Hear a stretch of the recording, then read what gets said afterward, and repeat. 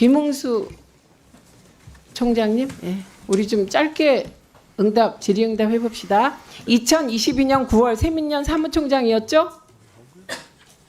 네, 그렇습니다.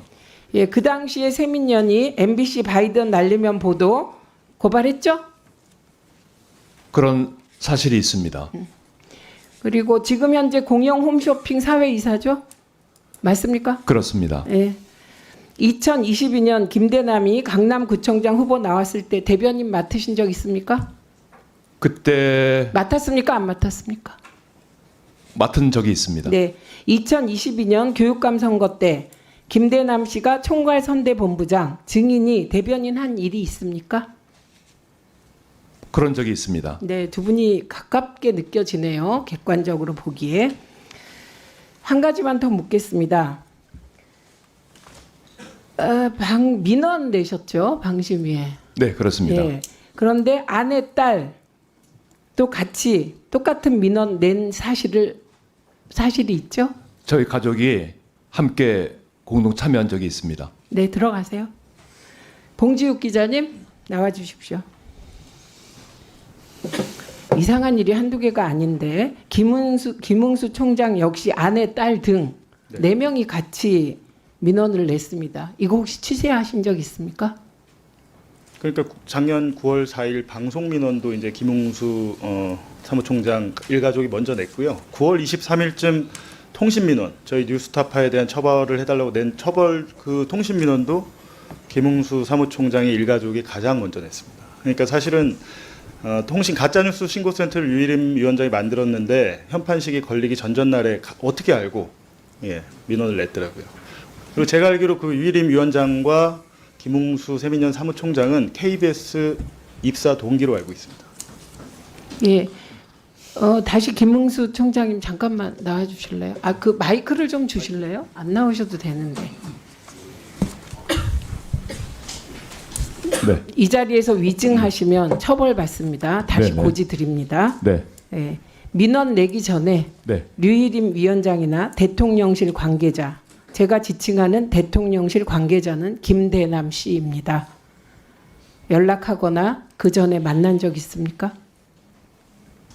정확히 답변하세요. 네. 저는 지금 아니 언제를 지금 네라고 하신 건 무슨 뜻입니까? 시기를 여쭤보고 있던 겁니다. 정확히 언제쯤을 말씀하시는 겁니까? 민원 내기 전에 네. 방심위에 네네. 민원 낸 후 혹은 그 전후에서 류일임 위원장이나 대통령실 관계자, 구체적으로 김대남 등과 연락하거나 만난 사실이 있으십니까? 그런 기억이 없습니다. 네, 안 만나셨어요?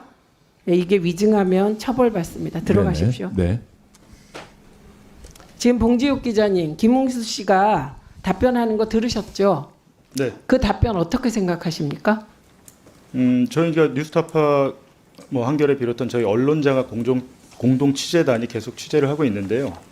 대통령실이 그 MBC 등 비판 언론 단체를 고발 사주한 사실에 이제 김웅수 세민연 사무총장이 연관되어 있고, 그리고 또 그 방심위 유일임 위원장을 비롯한 청부 민원 사건에도 김웅수 세민연 사무총장이 연관돼 있습니다. 그래서 저희는 이 두 사건에 상당한 연관성이 있다고 보고요.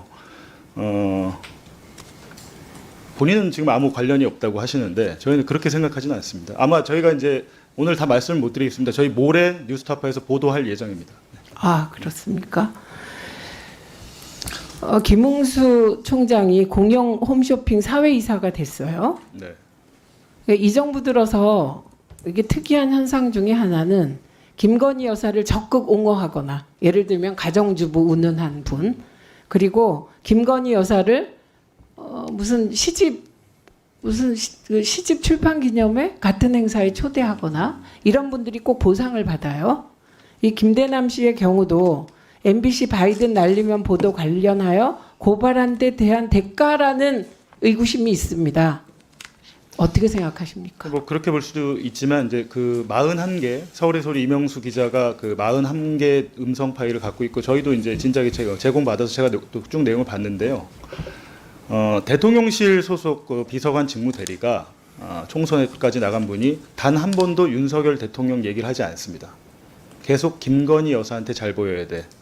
이원모 전 비서관 때 전략 공천되는 바람에 내가 후보에 밀려났지만 여사한테 잘 보여야 돼. 나 여사한테 찍히면 어떡하냐. 공기업도 못 가는데. 그렇게 얘기하고 결국에는 실제로 그 얘기를 하고 공기업 관련 취업 얘기를 계속하다가 실제로 지난 8월 3일에 서울 보증보험 상임감사로 갔잖아요. 그때도 그 전에도 이미 계속 여사님 타령을 하고 있거든요. 실질적으로 이제 저는 대통령실의 민낯을 보여준 거다 그렇게 보고 있습니다. 네. 다음으로 권익위 총괄과장 나와 주실래요?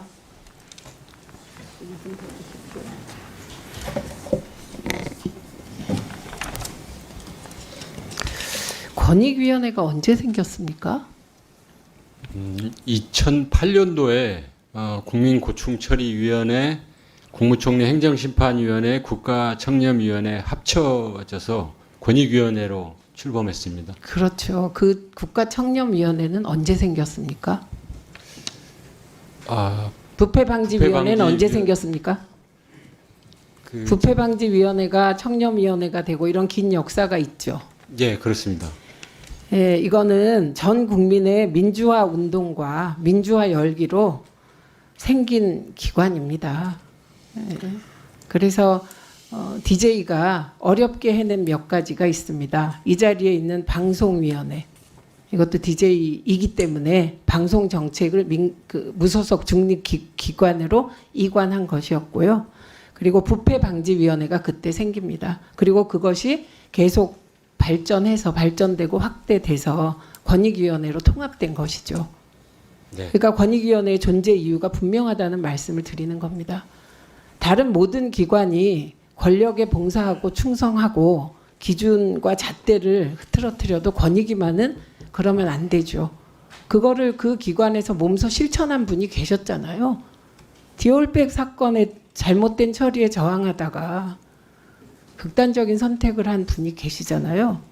저는 그 희생이 그냥 있었던 거라고 안 봅니다. 권익위를 지키려는 희생이라고 생각합니다.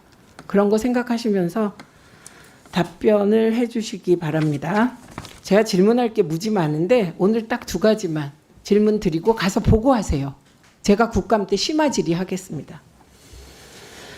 하나는 류희림 위원장 사건의 경우 7개월간 판단을 지연하셨죠. 판단을 고의로 지연하거나 이런 건 아니고요. 고의로 지연하셨죠. 예. 그게 뭐 이렇게 어려운 겁니까? 그냥 그 공익 제보 확인하고 그 이전 그 과장이 주장했던 대로 빨리 그 책임 감면 처리해줘야 되는데 안 하고 질질 끌었잖아요.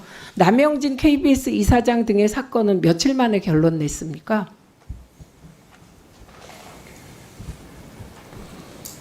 며칠 만에 결론 내셨어요? 제가 자료를 좀 보겠습니다. 네. 그거 누군가 기록하시고요. 또 하나 물어볼게요. 9월 14일 장경식 단장이 유일임 위원장에게 청부 민원 관련 동생이 민원을 넣은 것 같다. 이런 보고를 했다고 주장하는 쪽이 있고 본인은 부인합니다. 이거 수사하면 밝혀지겠죠. 언젠가 수사는 꼭 됩니다. 장경식 단장 조사했습니까? 저희 이해충돌 아니 그냥 조사했습니까? 안 했습니까? 권익위가? 사실관계 확인한 다음에 저희가 이제 전원의 의결로 처리한 건 맞습니다. 예. 아니요. 장경식 단장 조사했냐고요. 그 조사라는 게 뭐 어떤 범인지 모르겠는데 어쨌든 신고 내용을 저희 법에 따라서 아니요. 신고 내용 장경식 단장 확인해서요. 조사했냐고요. 뭐 그거 그렇게 어렵습니까? 좀 답답해. 1분 더 주세요. 조사했습니까? 안 했습니까? 장경식 단장 권익위 조사 받았어요? 안 받았어요? 받았습니다. 어떤 형식으로 받았습니까? 서면 아니면 직접 대면 조사? 그 대면도 있었고요. 이렇게 서면으로 이렇게 제출한 것도 있었습니다. 네. 그다음에 9월 27일 이거 나중에 심화로 질문할 거라고 미리 알려드리는 거예요. 깜짝 질문 같은 거 하지 않습니까? 이건 그런 사안이 아니에요. 9월 27일 방심위 내부에 류희림 위원장은 왜 이해충돌 관련하여 그 조치 취하지 않냐는 글 올라온 사실이 있습니다. 이와 관련하여 부속실장 개입 여부 조사했습니까? 안 했습니까? 그 개별 신고 사건의 조사 대상이나 범위 이런 부분에 대해서는 저희가 아이 그러시지 말고요. 그게 말이 됩니까? 좀 지금? 말씀드리기가 어려운 점을 양해해 주시면 감사드리겠습니다. 양해 못 하겠는데요. 이게 양해할 일입니까? 예. 제가 뿐만 아니라 몇 가지 쟁점 아주 사전에 질의서를 드리겠습니다. 그러니까 권익위원장 국감 출석하셨을 때 답변을 다 준비해 주세요. 예. 그래서 무슨 깜짝 질문에서 당황하게 하거나 이런 거 아니고요. 내용에 대해서 심도 깊게 토론하겠습니다. 네, 보고 드리겠습니다. 네. 자, 주질의가 모두 끝났습니다. 추가 질의하실 위원분을 확인하니 추가 질의.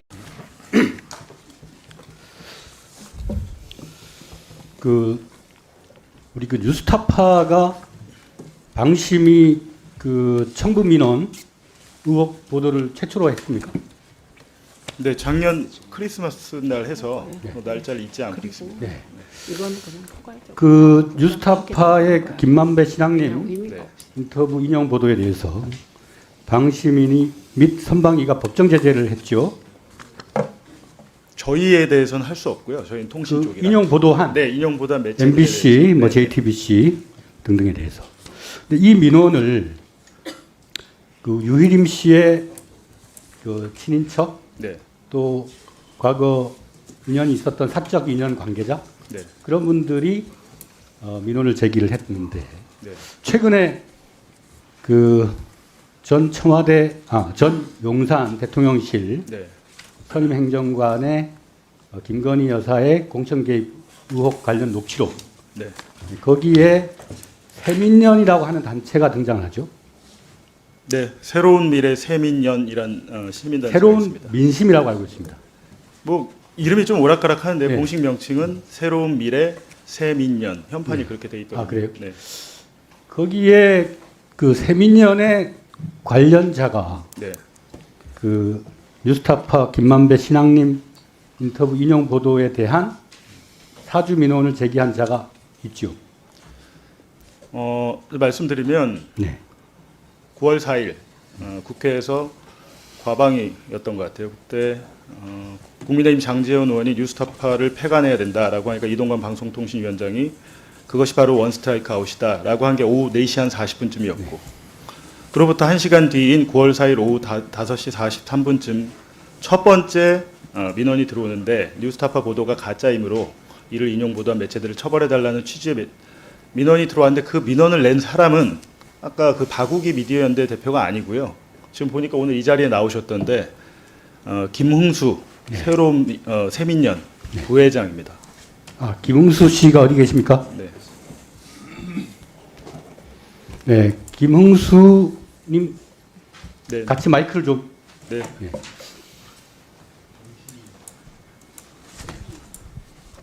그 세민연이라는 시민단체에서 어떤 직함을 맡고 계십니까? 세민연의 사무총장입니다. 부회장을 맡으셨나요? 부회장이 아닙니다. 사무총장입니다. 사무총장이요? 네네. 그 여러 가지 시민단체의 재반 활동을 총괄하고 있나 보죠?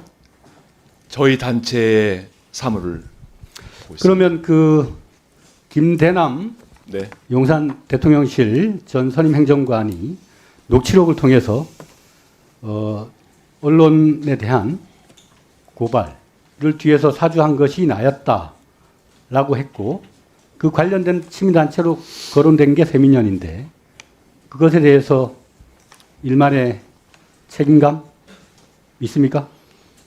저는 정말 김대남 씨에게 물어보고 싶습니다. 왜 그런 말을 해서 그 세민연의 출범식에 네, 김대남 행정관이 축사를 했죠. 그랬던 걸로 기억하고 있습니다. 그 당시에 강승규 수석도 참여를 했었죠. 기사를 네, 네. 그 세민연은 대선 때 선대본부에 참여했던 주요 인사들이 구성된 거 아닙니까? 당시에 캠프에 계셨던 분들도 계시고 또 그러면 네. 시민단체라고 하면 정권이 국민의 이익을 위해서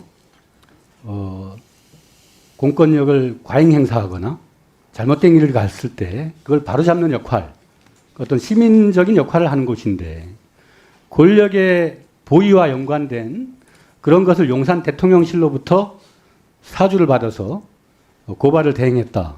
이렇다면 대한민국의 국민의 권리를 순수하게 대변해야 할 시민단체의 역할을 방기하고 권력의 충견으로서 역할을 한 게 아닙니까? 지금 말씀하신 거는 저희가 그 대통령실의 사주를 받아서 어떤 고발했던 그런 네, 취지의 그 말씀이십니까? 행정관의 녹취에 따른 내용입니다. 그럼 제가 말씀을 드릴 수 있는 것은 저는 그 행정관으로부터 그럼 그 행정관의 그 진술에 대해서 즉각적으로 왜 그 보호 조치를 위한 고발을 한다거나 처분을 요청한다거나 하지 않습니까? 지금 그것보다도 제가 당장 이 방심위에 이 증인으로 지금 채택된 상황인데 그것은 최근에야 불거진 그런 것들이어서 지금 제가 경황이 없는데 다 이런 것이 끝나고 나면은 저도 어떤 조치를 취할 예정입니다. 예, 들어가십시오. 네, 우리 봉지욱 참고인님. 네. 그러니까 그 비판 보도에 대해서 방심위가 네. 신속 심의 절차를 두고 또 민원을 사주하고 네. 그럼으로써 비판 보도 언론에 대해서 재가를 묵혔단 말입니다. 그리고 난 다음에 이 정권이 선출되지 않은 우리는 대통령을 뽑았는데 대통령 여사가 사실상 국정 전반에 개입을 하고 그것이 인사의 난맥, 유희림 같은 방송심의 제재의 순수성을 훼손하고 권력을 사적으로 남용하고 악용하는 자에 부역해가지고 이게 시대의 이 환관과 같은 존재예요. 이 유희림. 거기 계신 사무처 직원 여러분들도 그자의 그 악행에 대해서 묵과하면 안 돼요. 이거는. 우리 그 감사실장님.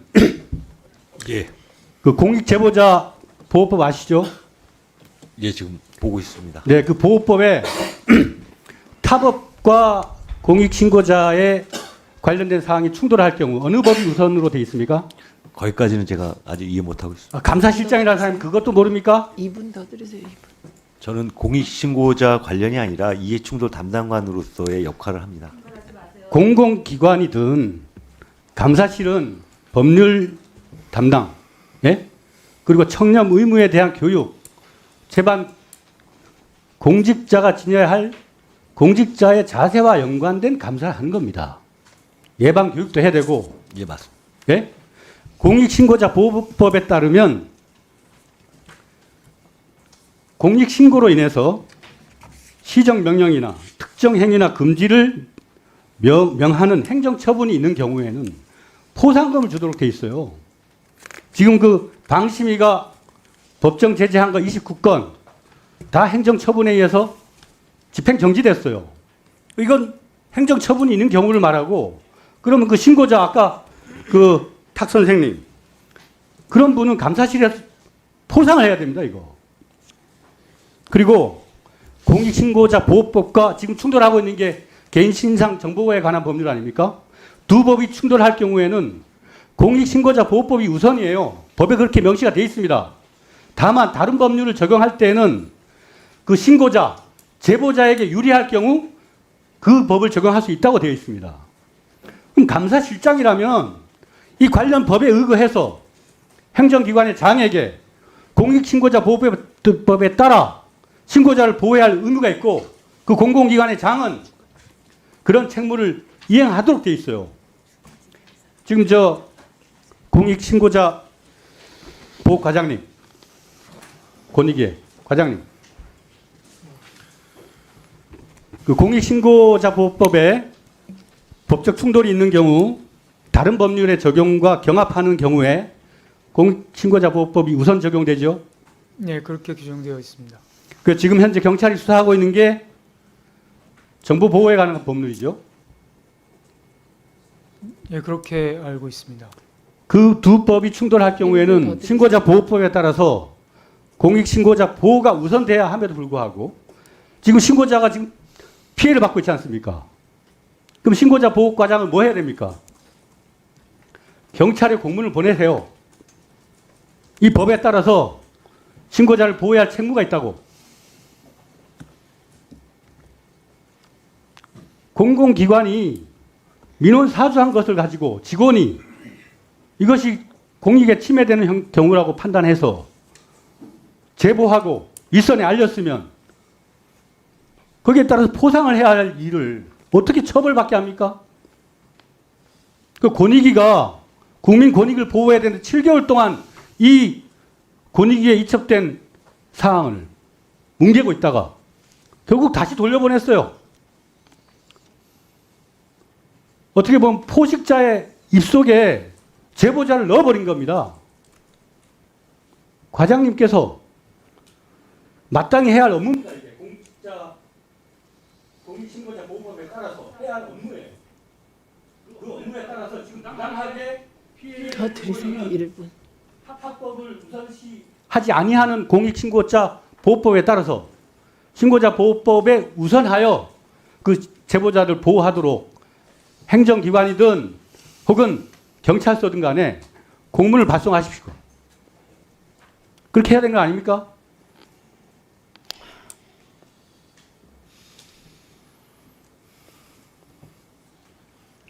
그 법에 따른 행위라니까요. 잘 살펴보도록 하겠습니다. 예, 김영 간사님 질의해 주십시오. 의원입니다. 홍영철 증인 좀 나와주시겠어요?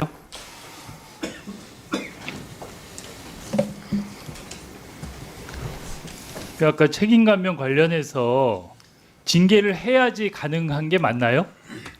예, 저는 그렇게 이해를 하고 있습니다. 일단 그러면 지금 징계가 안 이루어졌는데 저 공익 신고자들이 징계 당한 다음에 신청하면 받아들여져서 보호를 받을 수 있는 거예요? 예, 뭐 저희 위원회 그런 사례들이 있습니다. 책임 감면이라는 게 기본적으로 징계에 그러니까 대해서 요구를 제가 하기 때문에 저분들이 나중에 징계를 당하거나 이제 예를 들어 징계 결과가 절차, 있은 후에 징계 절차에 어떤 그러면 들어간다고 조치를 하면 취해서 구제나 보호를 해줄 수 있는 거예요? 징계 절차에 들어간다고 하면 저희 위원회가 이제 그 책임 감면 요구를 하고 법상으로 정당한 이유가 없는 한 저희 위원회 요구를 따라야 그러니까 한다고 지금 되어 얘기한 있습니다. 것 같은 사례가 계속 뭐 일반적으로 있는 사례들이에요? 저희 위원회가 징계 요구에 대해서 공익신고자로 인정이 되어 가지고 보호 조치의 책임 감면을 요구해서 거의 감면을 받아들인 사례가 있습니다. 이거 뭐 한 건이 있는 거예요? 아니면 아닙니다. 꽤 많이 있습니다. 그런데 지금 이제 그렇게 얘기를 하시는데 이쪽 업무 맡은 이제 한 달 되셨다 그랬잖아요. 근데 제가 여기 아까 회의록을 다 앞뒤까지 다시 봤어요. 네. 근데 그 먼저 과장님 완전히 다른 얘기를 하고 계세요. 계속 책임 감면을 만약에 드랍시키게 되면 책임 감면을 실질적으로 그 처분청에 요구할 수 없는 그런 결론이 우려된다 그랬어요. 그리고 추가해서 또 뭐라 그랬냐면 제가 지금 말씀드린 취지는 책임 감면에 현재화된 불이익이 있기 때문에 지금 처리를 안 하더라도 나중에 처리할 수 있다고 그렇게 말씀하시는 분들이 있는데 사실 현실적으로 불가능하다는 것이 징계 처분이 있고 난 다음에는 책임 감면 요구를 못하는 것으로 작년 몇 월 며칠에 어떤 사건 때 그렇게 결정했다고 말을 했어요. 먼저 과장님이. 지금 과장님 얘기하고 완전히 다른 얘기를 하고 있거든요. 제가 보기에 지금 증인이 위증을 하시거나 아니, 뭐가 전혀- 잘못된 거예요. 저는 제가 그럼 위증할 먼저 이유가 과장님 이게 없습니다. 상당히 중요하고 관심 받는 사안인데 그리고 위원들이 다 반대하는데 과장님이 홀로 이렇게 의견을 냈어요. 상당히 용기 있는 의견이라고 전 보여지거든요. 근데 이거를 검토도 안 하고 이렇게 무모하게 얘기했을 리가 없는데 얘기하는 게 완전히 다르니까 저는 이해할 수가 없어요, 지금. 이제 저희 직원 말로는 이제 그 다른 위원님이 그 당시에 이제 그 왜 책임 감면이나 나중에 때 불이익 처분에 대해서 보호 사건으로 다루면 되는 게 아니냐 이렇게 지적하니까 이제 그렇게 말씀을 아니 제가 하셨다고 회의록 하는 앞뒤를 거고요. 다 봤어요. 이렇게 끊어서 편집해서 이렇게 얘기한 게 아니에요. 일관되게 얘기를 하고 있어요. 아주 강력하게. 그리고 모든 위원들이 다른 의견을 내는데 혼자 그 과장님이 계속 이 주장을 하고 있다고요. 저도 이제 회의록을 위원님 봤습니다. 이제 보고 제가 이제 저도 나와서 준비를 하는데 이제 박홍상 과장님께서 한번 그러면서 여기 사례도 얘기하잖아요. 작년 몇 월 며칠에 그런 때 그렇게 결정했다고. 그런 과거의 사례도 있기 때문에 오늘 여기서 그 나중으로 유예하면 안 된다는 식의 얘기를 하잖아요. 계속 혼자. 당시 이제 그 과에서 이제 뭐 이렇게 올라간 그런 의견은 종결할 것이냐 보류할 것이냐 뭐 이런 있어가지고 사실 어떻게 보면은 그냥 종결을 안 하고 보류를 한 거는 이제 신고자들에 제가 대한 다시 보류 확인을 해보고요. 그리고 네. 그러니까 그 저분들이 나중에 징계를 당하든지 피해를 당했을 때 구애나 보호받을 수 있다는 거죠. 절차가 들어가면 징계 절차가 들어가면 저희가 이제 검토할 수 있습니다. 아니 검토가 아니고 이제 그 부분에 대해서는 위원님 저희 위원회는 어쨌든 위원으로 구성된 뭐 분과의 전원위에서 위원들이 결정을 하시는 것이기 아니 때문에 이제 결국은 위원들이 결정하는데 위원들이 그러면은 어떤 법이나 뭐 규정을 무시하고 정무적으로 아니면은 아까 얘기한 저는 이게 지금 조직적으로 카르텔이라는 생각도 들거든요. 지금 이 건에 대해서 다 합심해서 뭐 그렇게 했다는 거예요, 그럼? 아니 그거는 제가 그 사실 뭐 위원님들이 이렇게 판단한 거를 제가 어떻게 뭐라고 말씀드릴 수 있겠어요? 아니, 그러니까 당시에 위원들의 판단이 법이나 뭐 규정 이런 걸 벗어나서 그냥 판단하면 그렇게 따라야 된다는 얘기로 해석하면 되나요? 아니 그건 아닙니다. 네. 그래도 거기에 계속 근무하신 과장님 담당 과장님이 가장 그러니까 잘 아실 지금- 거 아니에요. 지금 이제 그 전에 분과에 의해서 어떤 일이 벌어져서 박홍상 과장이 그렇게 얘기한 데에 대해서는 제가 잘 모르겠습니다. 다만 저희가 이제 항상 이 책임 감면 조치는 징계 유고나 액션이 있은 후에 아니 아니면 그만하세요. 액션이 들어간 얘기가 이후 다르니까 하에 그 나중에 이제 박 그건 과장님 한번 이제 나오신다니까 예, 확인할 확인해 때 예, 보시면 됐습니다. 될 것 예. 같습니다. 그리고 저 봉지욱 기자님 잠깐 나와주시겠어요? 제가 좀 여쭤보고 싶은 거는 특히 이제 국민의힘 의원분들이 항상 그 신학님 위원장의 김만배 인터뷰에 대해서 네. 구속이 됐으니까 문제가 있다는 네. 계속 그 프레임을 갖고 얘기를 하세요. 네. 이제 저도 몇 번을 찾아봤어요. 그 구속 사유에 범죄 소명 내용은 하나도 없어요. 그렇죠? 공소장 자체에도 예, 하나도 없어요. 거기는 네. 검찰에서는 뭐 국기문란이니 희대의 대선 정치 공작이니 뭐 무시무시한 얘기를 했는데 아무 내용도 없어요. 그리고 제가 구속도 사실 김만배 씨는 여러 번 구속됐으니까 그러면서 신학림 위원장도 좀 같이 구속되지 않았나 솔직히 그런 생각도 들어요. 여러 측면에서. 근데 아무튼 그런 프레임으로 자꾸 모든 방심위의 결정에 대해서 신학님 김만배 인터뷰가 문제가 있다는 식의 프레임을 계속 짜고 있어요. 그래서 제가 제일 잘 아는 봉지욱 기자한테 네. 이 건에 대해서 좀 명확히 한번 들어보고 싶어요. 그래서 좀 일단은 네. 특수보험사 10여 명이 대선 개입 여론 조작 특별수사팀이란 타이틀을 붙이고 지난해 9월 7일부터 11개월간 수사를 하고 저희를 이제 기소했는데요. 70여 페이지 공소장에 당초 검찰이 언론에 그렇게나 흘려줬던 이재명 그리고 뭐 민주당 이 배우다 김만배가 배우다라는 증거는 단 하나도 없었습니다. 그러니까 저희 담당 재판장이 그러니까 여기 도대체 이재명 공산당 프레임 같은 게 왜 들어가 있냐 이것이 도대체 윤석열의 명예훼손 사건과 무슨 상관이냐 호통을 치면서 검사들을 혼내고 또 공소장을 바꿔오라고 지시하는 아주 황당한 재판이 지금 진행이 되고 있고요. 지난 24일에 첫 재판에서도 마찬가지로 공소사실과 관계없는 얘기하지 마라. 이것은 이제 뒤집어 보면 뭐겠습니까? 11개월 동안 수사했는데 아무것도 나오지 않으니까 언론사 기자들을 상대로 언론 플레이를 하려다가 판사한테 또 검사들이 혼났습니다. 오늘 국민의힘 의원들 여기 안 계셔서 되게 저도 아쉬운데요. 오전에 보니까 그 최민희 위원장께서 위원장이 왜 청부민원이라고 재단하냐 뭐 이러면서 이제 국민의힘 측에서 했는데 마찬가지입니다. 저희 사건 보도에 대해서 가짜 뉴스라고 단정한 거는 국민의힘밖에 없습니다. 검찰하고. 아직 이제 재판이 시작됐고 비로소 지난 24일에 첫 공판이 시작됐을 뿐인데 검찰 수사 단계에서 이것은 가짜 뉴스다라고 규정을 하고 시작이 됐고요. 그래서 다음 주부터 저희 뉴스타파를 비롯한 이제 여러 언론사들이 함께 협업해서 검찰이 이번 재판부에 낸 증거 기록 중에 자신들의 공소 사실을 뒤집는 증거들이 거기 안에 되게 많이 있습니다. 굉장히 많이 있습니다. 윤석열 주인 검사가 이끈 부산저축은행 수사팀이 조우영이나 대장동 대출의 문제점을 알고도 수사하지 않았다. 그리고 검찰의 지금 공소장과 배치되는 증거들이 오히려 검찰의 그 증거 기록에 담겨 있습니다. 그래서 저희가 그것들을 다음 주부터 이제 보도로 하나씩 밝혀 나가겠고요. 한 가지 오늘 또 드리고 싶은 말씀이, 오늘 저는 와서 들으면서 국민권익위원회가 이렇게나 부실하게 조사를 했구나. 유일임 위원장과 유이목 씨가 형제 관계인 게 가족 관계 증명서를 내지 않아서 몰랐다고 하시는데, 제가 보도하지 않은 것 중에 중요한 사실이 하나 있는 것 같습니다. 오늘 생각해 보니까 유이목 씨, 유일임의 그 쌍둥이 동생, 그분은 제가 직접 만나서 인터뷰를 했고, 심지어 JTBC 보도에 대한 민원을 제기했는데 그 JTBC 문제가 된 그 보도를 보도한 기자가 접니다. 그걸 모르고 있어요. 그러니까 자기가 낸 민원의 내용 자체를 모르고 있는데 그걸 다 떠나서 유일임 위원장은 영남 선비문화수련원의 등기 이사입니다.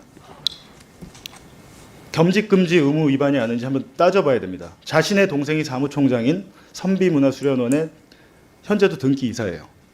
근데 이번 청구민원 리스트를 봤더니 그 수련원과 관계된 분들이 5명 이상이 똑같은 민원을 냈고, 그리고 두 번째는 저는 이 사건이 청구민원이라는 걸 저희 뉴스타파가 이름 붙인 겁니다. 저희는 민원사주란 말은 쓰진 않았어요. 청구민원이라고 한 것은 이미 그 2019년 팀장 김모 팀장의 판결문에, 서울행정법원 판결문에 판사가 방심위 같은 기관은 고도의 공정성과 객관성이 요구되는 기관인데 이런 대리민원 혹은 청구민원을 저지른 것은 용납할 수 없는 비리라고 판사가 판시를 했습니다. 그렇다면 일개 팀장이 했는데 그 정도면 위원장이 했다면 엄청난 중대 범죄라고 생각을 하고요. 어쨌든 저희가 지금 1년째 유일임 청구민원 보도를 하고 있는데, 저는 이 사안이 이렇게까지 끌 사안인가. 박근혜 정부 때만 해도 이 정도면 기관장을 질책하고 또 수사를 의뢰하고 했을 텐데, 이번에 연임이 되는 것을 보고, 또 지금 뒤에 앉아 계신 공익 제보자들이 공익 신고자인지 뭔지 모르겠지만 저희 언론 입장에서는 저분들이 정말 소중한 분들이에요. 저분들이 공익 제보를 안 했으면 이게 언론에 나오고 또 세상에 알려질 수 있었겠습니까? 근데 지금 우리나라 국회 오늘 보면 저분들에 대해서 개인정보 유출을 얘기하시는데 말이 안 되는 게, 그렇다면 박근혜 정부 때 2014년 정윤회 문건 유출 사건 모두 항상 그때 당시 한나라당이었잖아요. 이런 일이 벌어지면 항상 지금 한나라당, 새누리당, 그리고 지금 국민의힘까지 마찬가지로 메신저를 공격하고 제보자를 공격합니다. 그때도 똑같이 그랬어요. 그런데 2014년에 박관천 전 행정관이 십상시와 정윤회 문건을 문건을 썼을 때, 그게 언론에 나왔을 때 제대로 수사가 됐다면 2016년에 박근혜 대통령이 탄핵을 당하는 일은 아마 없었을 겁니다. 그때 그걸 바로잡지 않기 때문에 더 큰 문제가 됐거든요.